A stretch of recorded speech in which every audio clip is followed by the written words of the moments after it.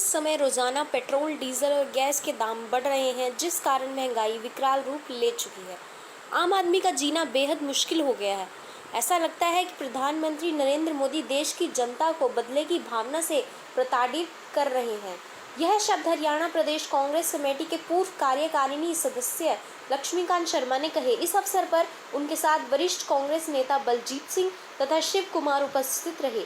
उन्होंने कहा कि देश की जनता ने आज़ादी के बाद कांग्रेस की जनहित की नीतियों को देखते हुए ज़्यादातर समय कांग्रेस के शासन में विनाश जताया, जिस कारण शायद मोदी जी के देश की जनता से गहरी नाराज़गी है और वो अपनी खुंदक निकालने के लिए कभी नोटबंदी, कभी जीएसटी, कभी किसान विरोधी अध्यादेश लेकर और अब महंगाई से जनता को बर्बाद करना चाहते हैं। कांग्रेस नेता ने कहा कि तेल का खेल अब सबकी समझ में आ चुका है और जनता जान चुकी है कि पेट्रोल डीजल के रेट सरकार जानबूझकर बढ़वा रही है ताकि मोदी मित्रों का अधिक से अधिक लाभ हो।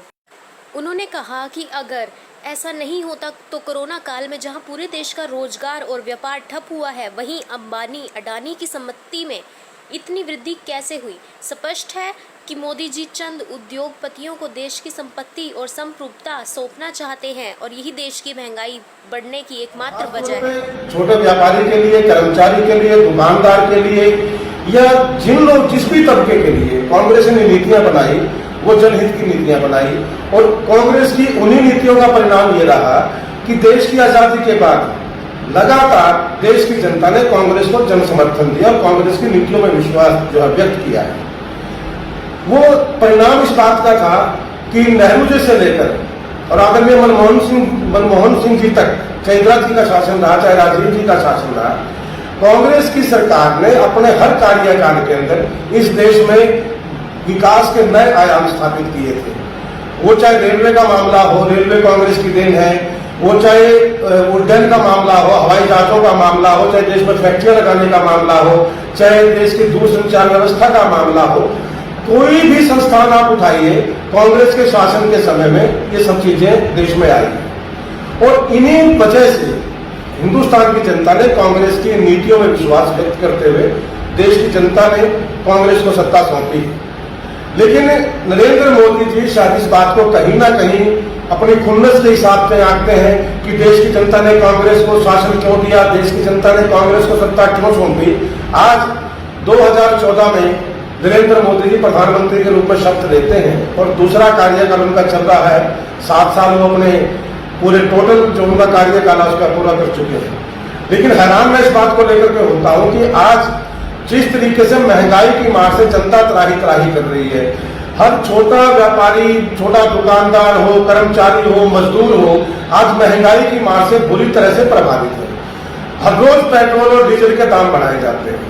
कांग्रेस जनहित के मुद्दों को लेकर लगातार आगे बढ़ रही है। हर रोज देश में प्रदर्शन कांग्रेस करती है जनहित के मुद्दों को उठा करके। कांग्रेस किसी भी मामले में राजनीतिक लाभ के लिए आगे नहीं आती। कांग्रेस सिर्फ देश की जनता के लिए आगे आई है और कमाल इस बात का साथ कि नरेंद्र मोदी जी लगातार, चाहे वो कांग्रेस प्रदर्शन करती है, चाहे दूसरे विपक्षी दल प्रदर्शन करते हैं, चाहे देश का आम नागरिक प्रदर्शन करता है, कांग्रेस की नीतियों के साथ आज देश का आम नागरिक जुड़ा है। मगर नरेंद्र मोदी जी इन बातों को लेकर के पीछे हटने की बजाय लगातार आगे बढ़ते हैं और लगातार डीजल, पेट्रोल और गैस के दाम बढ़ाए जाते हैं। और आपको पता है कि पेट्रोल और डीजल के दाम बढ़ते ही देश में महंगाई चरम सीमा पर जाती है। आज 100 रुपए से ऊपर पेट्रोल है, 90 से ऊपर डीजल है, 1000 रुपए से ऊपर सिलेंडर है और कुल मिलाकर इस देश के आम आदमी का जीना मुश्किल हो चुका है। दूसरे शब्दों में मैं ये भी कह सकता हूं कि नरेंद्र मोदी अपने चंद उद्योगपति मित्रों को लाभ देने के लिए इस देश की जनता को तबाह और बर्बाद करना चाहते हैं, जिसका सबसे बड़ा ताजा उदाहरण आज सरसों के तेल का रेट है कि सरसों जब तक किसान के हाथ में थी, सरसों का तेल 70, 80, 90 रुपए लीटर तक मिलता था।